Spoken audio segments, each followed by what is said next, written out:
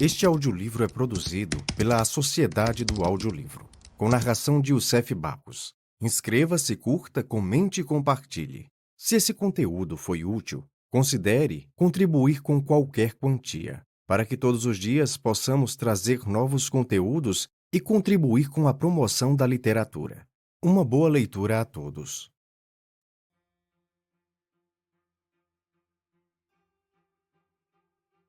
O Casamento do Céu e do Inferno, de William Blake. O argumento. Rintrar ruge e vibra suas flamas no ar carregado. Nuvens vorazes pairam sobre as profundezas. Uma vez submetido e na senda perigosa, o homem justo manteve seu curso através do vale da morte. Há rosas onde crescem espinhos e na charneca estéril cantam as abelhas. Foi então plantada a senda perigosa, um rio e um manancial. Sobre cada penhasco e tumba, e sobre os ossos branqueados, a argila rubra emergiu, até que o vil deixou o suave caminho para trilhar sendas perigosas e impeliu o justo até as estéreis paragens. Agora, a furtiva serpente desliza na dócil humildade e o justo enfurece nos desertos onde vagam os leões. Reintrar ruge e vibra suas flamas no ar carregado, nuvens vorazes pairam sobre as profundezas. 33 anos após o surgimento do novo céu, o eterno inferno ressurge. Mas veja, Swedenborg é o anjo sentado sobre a cripta. Seus escritos são as vestes de linho dobradas. É chegado o domínio de Edom e o retorno de Adão ao paraíso. Ver Isaías, capítulo 34 e 35. Sem contrários não há evolução. Atração e repulsão, razão e energia, amor e ódio são necessários à existência humana. Destes contrários nasce aquilo que o religioso denomina bem e mal. O bem é o passivo que obedece à razão. O mal é o ativo que surge da energia. Bem é céu, mal é inferno. A voz do demônio. Todas as Bíblias ou códigos sagrados têm sido a causa dos seguintes erros. 1. Que o homem possui dois princípios reais de existência, um corpo e uma alma. 2. Que a energia denominada mal provém unicamente do corpo, e a razão denominada bem deriva tão somente da alma. 3. Que Deus atormentará o homem pela eternidade por haver imantado suas energias. Mas, por outro lado, são verdadeiros os seguintes contrários. O homem não tem um corpo distinto da alma, pois aquilo que denominamos corpo não passa de uma parte de alma discernida pelos 5 sentidos, seus principais umbrais nestes tempos. 2. A energia é a única força vital e emana do corpo. A razão é a fronteira ou o perímetro circunférico da energia. 3.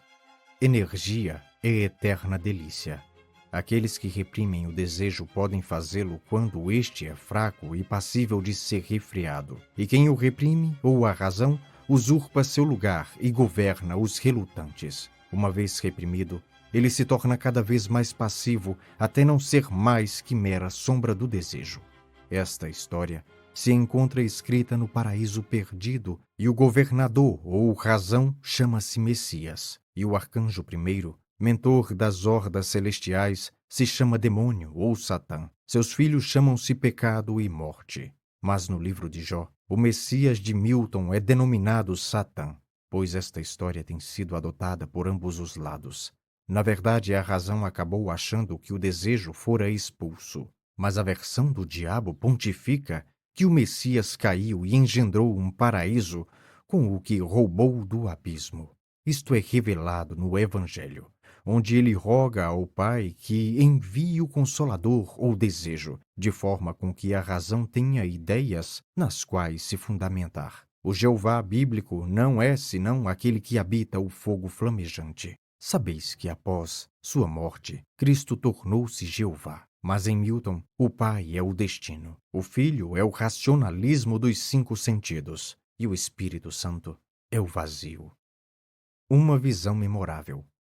Enquanto errante cruzava as flamas do inferno, deliciando-me com as volúpias do gênio, que aos anjos transfiguram-se como tormento e loucura, recolhi alguns dos provérbios, considerando que, assim como as máximas de um povo exprimem o seu verdadeiro caráter, então os provérbios do inferno indicariam de certo a sabedoria dos vértices abissais melhor do que qualquer outra descrição de edificações ou vestes. Ao voltar ao lar, sobre o abismo dos 5 sentidos, onde um precipício de escorregadias escarpas franze seu senho a este mundo atual, vislumbrei um poderoso demônio em negras nuvens envolto, pairando sobre os flancos dos penhascos, e com fogos corroentes gravava a seguinte frase, agora captada pelas mentes dos homens e por eles a terra revelada. Como sabeis que cada pássaro que irrompe a ventania não abarca um imenso universo de delícias imerso em vossos 5 sentidos? Provérbios do inferno. No tempo de semear, aprende. Na colheita, ensina. E no inverno, goza. Conduz teu carro e teu arado sobre os ossos dos mortos. O caminho do excesso leva ao palácio da sabedoria. A prudência é uma velha solteirona, rica e feia, cortejada pela incapacidade. Aquele que deseja e não age engendra a peste. O verme perdoa o arado que o parte. Imerge nas correntes o que delicia-se com as águas. O tolo não vê a mesma árvore que o sábio. A eternidade vive enamorada dos frutos do tempo. A abelha laboriosa não tem tempo para pesares. As horas da tolice são medidas por ponteiros, mas as da sabedoria não há relógio que as meça. Todo alimento saudável se colhe sem redes ou ardis. Munivos de números, pesos e medidas em ano de estio. Nenhum pássaro perfura as alturas se o faz com suas próprias asas. Um morto não revida injúrias. Se o louco persistisse em sua loucura, tornar-se-ia sábio. Tolice, manto da sordidez. Vergonha, manto do orgulho. As masmorras são erguidas com as pedras da lei. Os bordéis com os tijolos da religião. A altivez do pavão é a glória de Deus. A lascívia do bode é a dádiva de Deus. A feiura do leão é a sabedoria de Deus. A nudez da mulher é a obra de Deus. O excesso de pranto ri. O excesso de riso chora. O rugir dos leões, o uivo dos lobos, a fúria do mar revolto e a espada devastadora são porções de eternidade demasiado grandes para o olho humano. A raposa culpa a armadilha, jamais a si mesma. O gozo fecunda, a tristeza dá à luz. Vista o homem a pele do leão e a mulher o velo do carneiro. A ave um ninho, a aranha uma teia, o homem a amizade. O tolo sorridente e egoísta e o tolo sisudo e obstinado serão ambos tidos como sábios para servirem de azougue. O que hoje é evidência foi outrora imaginação. O rato, o camundongo, a raposa e o coelho espreitam as raízes. O leão, o tigre, o cavalo e o elefante espreitam os frutos. A cisterna contém, a fonte transborda. Um pensamento abarca a imensidão. Esteja sempre pronto a dar tua opinião, e os vis te evitarão. Tudo o que é passível de crença é uma imagem da verdade. Nunca a águia perdeu tanto tempo como quando quis aprender com o corvo. A raposa a si mesma supre, mas Deus supre o leão. Meditai pela manhã, agi ao meio-dia, comei ao entardecer, dormi à noite. Quem sofreu o teu domínio te conhece. Os tigres da ira sabem mais que os cavalos da instrução. Espere veneno da água estagnada. Jamais saberás o que é bastante, se não souberes o que é mais que bastante. Escuta as críticas dos imbecis. É um nobre elogio. Os olhos de fogo, as narinas de ar, a boca de água e a barba de terra. O fraco em coragem é forte em astúcia. A macieira jamais indaga a faia como crescer, nem o leão ao cavalo como agarrar sua presa. Seríamos tolos se outros já não o fossem. A alma imersa em delícias jamais será maculada. Ergue a cabeça ao avistares uma águia. Estarás vendo uma porção do gênio. Assim como a lagarta escolhe as melhores folhas para depositar seus ovos, o sacerdote arroja suas maldições sobre as mais sublimes alegrias. Fazer uma pequena flor é um trabalho de eras. Maldição revigora, bênção relaxa. O melhor vinho é o mais velho, a melhor água, a mais nova. Como o ar ao pássaro e o mar ao peixe, o desprezo ao desprezível. Quisera o corvo que tudo fosse negro e puro alvor a coruja. Exuberância é beleza. Se o leão seguisse os conselhos da raposa, seria astuto. O aprimoramento endireita os caminhos, mas as sendas rudes e tortuosas são as do gênio. Quem não irradia luz, jamais será uma estrela. Como o arado segue seu comando, Deus recompensa o rezador. Teu ato mais sublime é colocar outro em sua frente. Preces não aram, louvores não colhem. Cabeça o sublime, coração o patos, genitais a beleza, mão e pés a proporção. Alegrias não riem, tristezas não choram. Antes que nutra desejos irrealizáveis, é melhor matar a crença no berço. Quem grato recebe, abundante colheita obtém. Onde não está o homem, é estéril a natureza. A verdade jamais pode ser proferida de modo que seja compreendida e não acreditada. Suficiente, ou demais. Os poetas da antiguidade animaram todos os objetos sensíveis com deuses ou gênios, nomeando-os e adornando-os com as propriedades dos bosques, lagos, cidades, nações e tudo o que seus dilatados sentidos podiam perceber. Particularmente, estudaram o gênio de cada cidade e país, colocando-o sobre a égide de sua deidade mental, até que se formou um sistema do qual alguns se aproveitam e escravizaram o vulgo, interpretando e abstraindo as deidades mentais de seus respectivos objetos. Então surgiu o clero, elegendo formas de culto dos mitos poéticos e clamando por fim que assim haviam ordenado os deuses. Os homens então esqueceram que todas as deidades residem em seus corações. Uma visão memorável. Os profetas Isaías e Ezequiel jantavam comigo. Perguntei-lhes como se atreviam a afirmar que Deus falava com eles, e se não achavam que isto os tornava incompreendidos e passíveis de perseguição. Isaías respondeu: jamais pude ver ou ouvir Deus dentro de uma percepção orgânica e finita.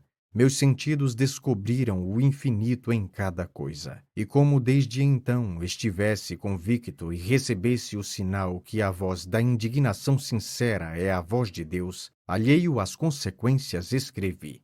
Então perguntei: a firme convicção de que uma coisa é, assim pode torná-la? Ele respondeu: todos os poetas têm a certeza disto e em épocas de imaginação, esta fé inquebrantável moveu montanhas. No entanto, poucos conseguem ter essa firme convicção de qualquer coisa. Ezequiel retrucou: a filosofia do Oriente ensinou os princípios básicos da percepção humana. Algumas nações adotaram um princípio para a origem. Outras criaram visões distintas para explicá-la. Nós, de Israel, ensinamos que o gênio poético, como agora o denominam, foi o princípio básico, e os demais não passam de meras derivações. Esta é a razão de nosso desprezo pelos filósofos e sacerdotes de outros países. Profetizamos, e disto não resta dúvida, que todos os deuses são originários do nosso e tributários do gênio poético. Foi precisamente isto que nosso grande poeta, o rei Davi, desejava mais fervorosamente e evocou de forma tão enternecedora, exprimindo que é assim que triunfa-se sobre os inimigos e governa-se os reinos. Tanto amamos nosso Deus, que em seu nome desdenhamos de todas as deidades das nações vizinhas, afirmando que elas haviam se rebelado, Daí advém que o vulgo acabasse por acreditar que todas as nações seriam submetidas pelos judeus. Isto, disse ele, como todas as firmes convicções, está prestes a se realizar, já que todas as nações acreditam no código judaico e veneram o Deus dos judeus. Que maior sujeição poderia haver?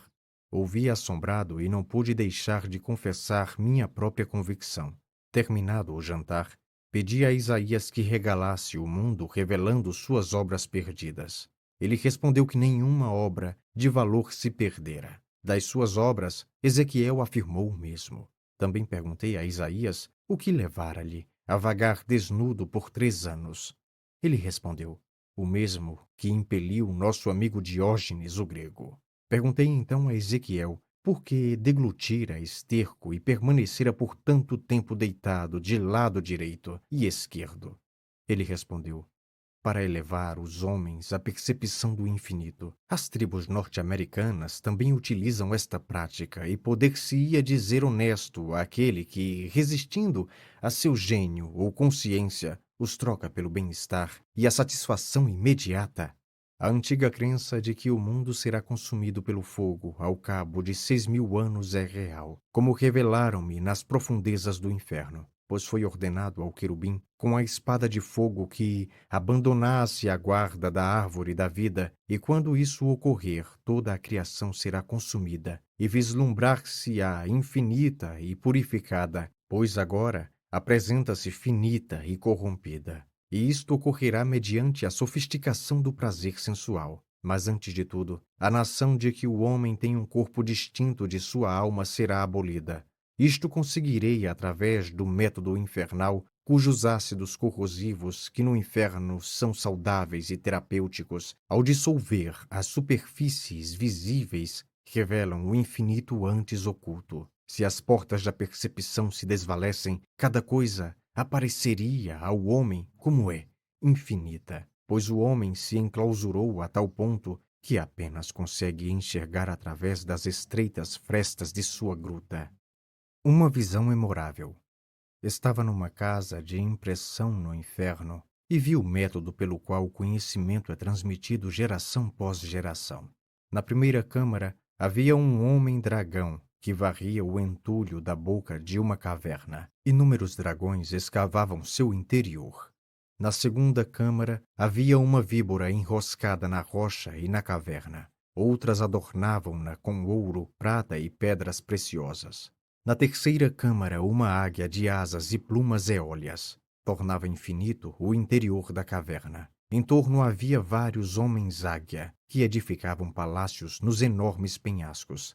Na quarta câmara, leões de flamas ardentes rondavam furiosos e fundiam metais até torná-los fluidos vivos.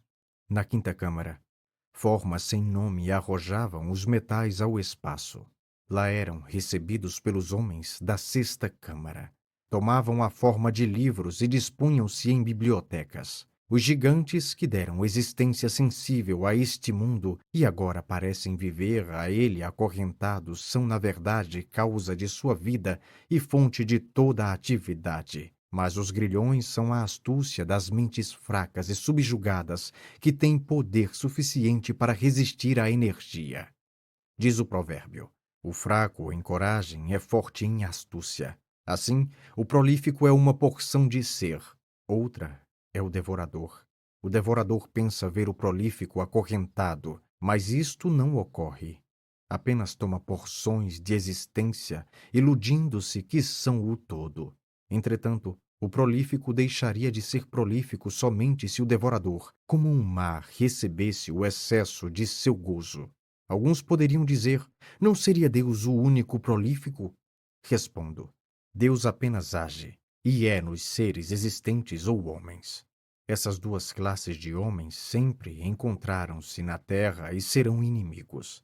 Quem tenta reconciliá-los busca a aniquilação da existência. A religião é uma tentativa de reconciliá-los. Nota: Jesus Cristo não quis uni-los, mas separá-los, como na parábola dos carneiros e dos bodes. Ele disse: não vim para trazer a paz, mas a espada.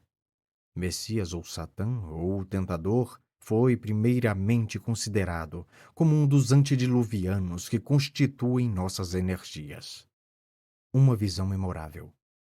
Um anjo veio a mim e disse: ó jovem tolo, digno de pena, ó desprezível, seu estado é lastimável.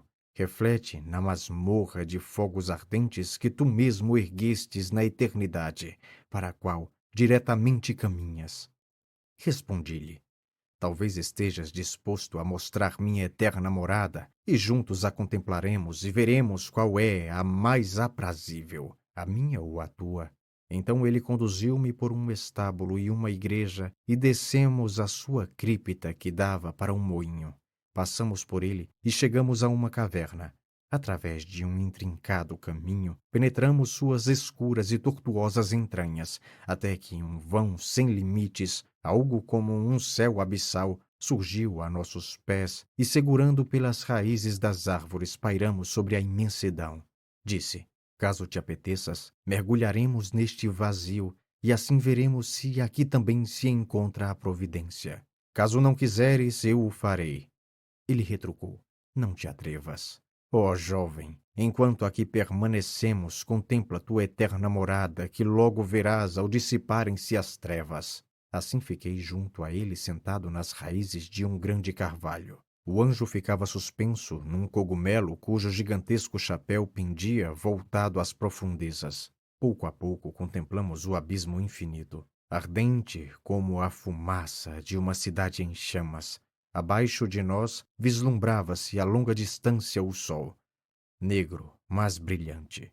Ao seu redor, imensas aranhas se arrastavam por caminhos flamejantes na direção de suas presas que voavam, ou mais precisamente, nadavam nas infindas profundezas com formas bizarras de animais nascidos da corrupção, e o ar estava repleto deles, e dos quais parecia ser composto. São eles, os demônios chamados poderes do ar. Perguntei a meu amigo qual seria minha eterna morada, e ele seco respondeu: entre aranhas brancas e negras.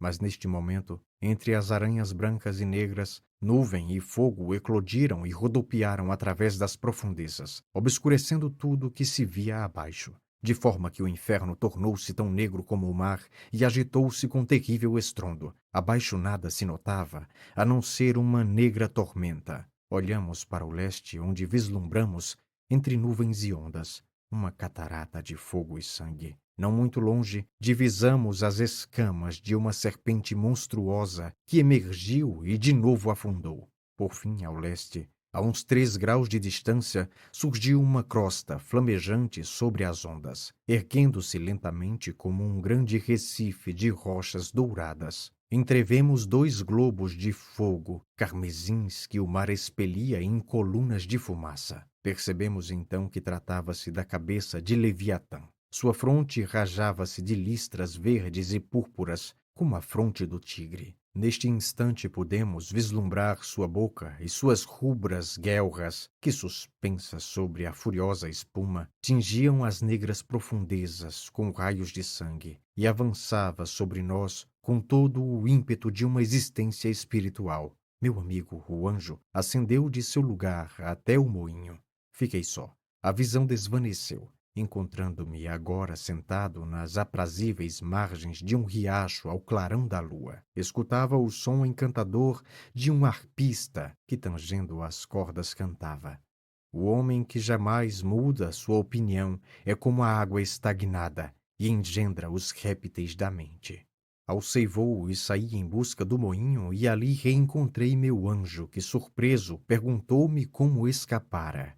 Respondi: tudo o que vislumbramos deve-se à tua metafísica, pois quando partistes, encontrei-me na margem de um rio ao clarão da lua ouvindo um arpista. Mas agora que já vislumbramos minha eterna morada, poderia eu contemplar a sua? Ele riu ante minha proposta, mas subitamente envolvi-o em meus braços e voamos através da noite ao oeste, até ascendermos sobre a sombra da terra. Com ele lancei-me direto ao corpo do sol, onde vesti-me de branco e, empunhando as obras de Swedenborg, abandonei essa região gloriosa. Deixando para trás os outros planetas, cheguei a Saturno. Ali repousei e deste lugar lancei-me ao vazio entre Saturno e as estrelas fixas. Eis o lugar, exclamei. Neste espaço, se assim o podemos chamar. Em seguida vimos novamente o estábulo e a igreja. Levei-o até o altar e abri-lhe a Bíblia. Mas veja, era um poço profundo e descemos. O anjo caminhava à minha frente e logo encontramos 7 casas de tijolos. Entramos numa delas. Havia inúmeros macacos, babuínos e de todas as espécies, acorrentados pela cintura e com faces contorcidas, agarravam-se uns aos outros, tolhidos por seus curtos grilhões. Parecia que, em certos momentos, tornavam-se mais numerosos e os mais fortes pegavam os mais fracos para depois devorá-los. Arrancavam um membro após o outro até restar apenas um miserável tronco que, após arreganharem os dentes e darem-lhes alguns beijos de aparente afeto, era também devorado. Vi até um deles degustando a carne da própria cauda. O cheiro era insuportável. Retornamos ao moinho e levava em minha mão a estrutura de um corpo que ali tornou-se a analítica de Aristóteles. Então o anjo falou. Impuseste-me tua fantasia, deverias envergonhar-te. Respondi-lhe. Impusemo-nos um ao outro, e é perda de tempo discutir contigo, pois teus trabalhos não passam de analíticos. Oposição é verdadeira amizade. Sempre achei que os anjos têm a veleidade de falar de si próprios como se fossem os únicos sábios. Fazem-no com aquela arrogante insolência que surge do raciocínio sistemático. Do mesmo modo, Swedenborg orgulhava-se de tudo o que escreve é novo. Mas, na verdade, suas obras não passam de um índice ou sumário de livros já publicados. Um homem leva consigo um macaco, e porque sabia um pouco mais que ele, sua presunção chegou a tal ponto que achou por julgar-se mais sábio que 7 homens. Algo similar ocorre com Swedenborg. Aponta a tolice das igrejas e desmascara os hipócritas, até imaginar que todos os religiosos o são e apenas ele na Terra possui o poder de desarticular essa rede. Mas notem um argumento cabal. Swedenborg jamais escreveu uma nova verdade. Reescreveu apenas velhas falsidades. E qual seria a razão disto? Ele conversava com anjos, que são todos religiosos, e jamais com demônios, que detestam a religião, pois seu preconceito o impediu. Desta maneira, podemos encarar suas obras como meras recompilações de opiniões superficiais e uma análise apurada do sublime. Nada além disso.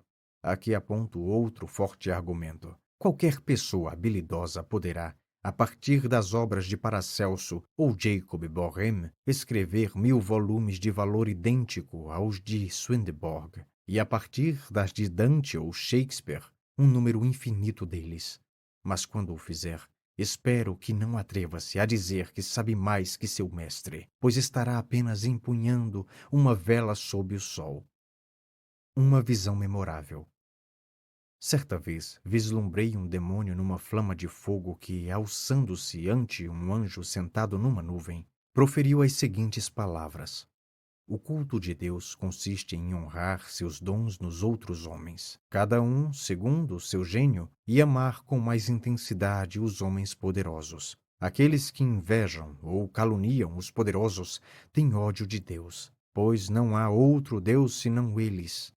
O anjo, ao ouvir estas palavras, ficou quase azul. Depois, contendo-se, tornou-se amarelo e finalmente róseo e branco. Então disse-lhe sorrindo, idólatra, acaso Deus não é uno?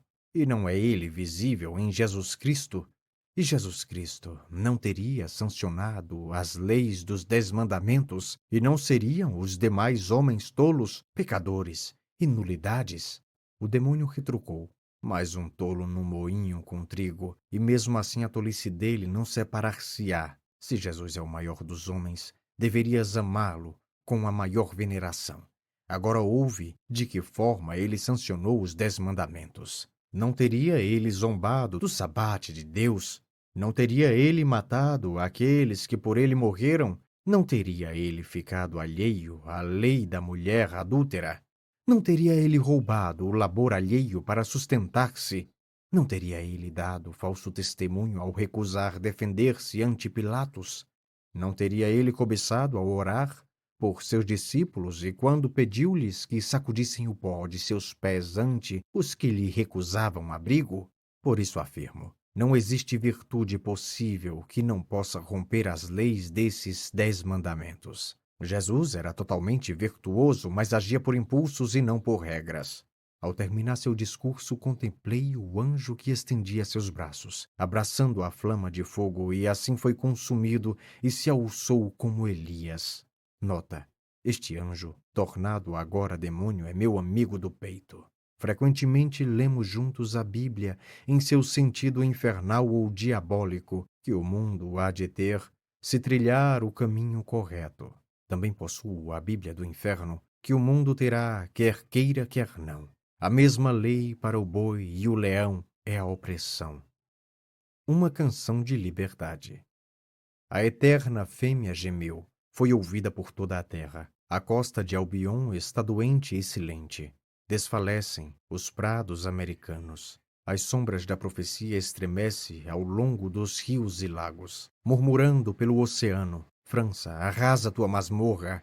Espanha dourada derruba as barreiras da velha Roma. Arroja tuas chaves, ó Roma, para que precipitem-se ao abismo, mesmo que sucumbam para a eternidade. E chora. Ela, lamentando, tomou o terror recém-nascido em suas trêmulas mãos. Naquelas infinitas montanhas de luz, cercadas agora pelo Oceano Atlântico, o fogo recém-nascido ergueu-se diante o rei estrelar. Envolvidas pelas neves gris dos cumes e rostos tonitruantes, as asas enciumadas tremularam sobre o abismo. A mão em forma de lança flamejou no ar. Solto estava o escudo. Em frente seguiu a mão do ciúme entre a cabeleira flamejante, arrojando a maravilha recém-nascida na noite constelada. O fogo precipita-se. Alerta, alerta, ó cidadãos de Londres, ilumina teu semblante. Ó judeu, para de contar teu ouro, retorna a teu azeite e vinho. Ó africano, negro africano, vai alá do pensamento, amplie tua fronte. Os ígneos membros, a flamejante cabeleira, arrojam-se, qual o sol poente no mar ocidental. Desperto de seu eterno sono, o ancestral elemento retroante escapou. Precipitou-se, batendo em vão as asas, o rei ciumento. Seus conselheiros, de graves semblantes, tonitruantes guerreiros, veteranos, recurvados, entre elmos, escudos e carruagens, cavalos, elefantes, estandartes, castelos, fundas e pedras, caindo, precipitando-se, arruinado, em ruínas sepultos, nos refúgios de Urtona.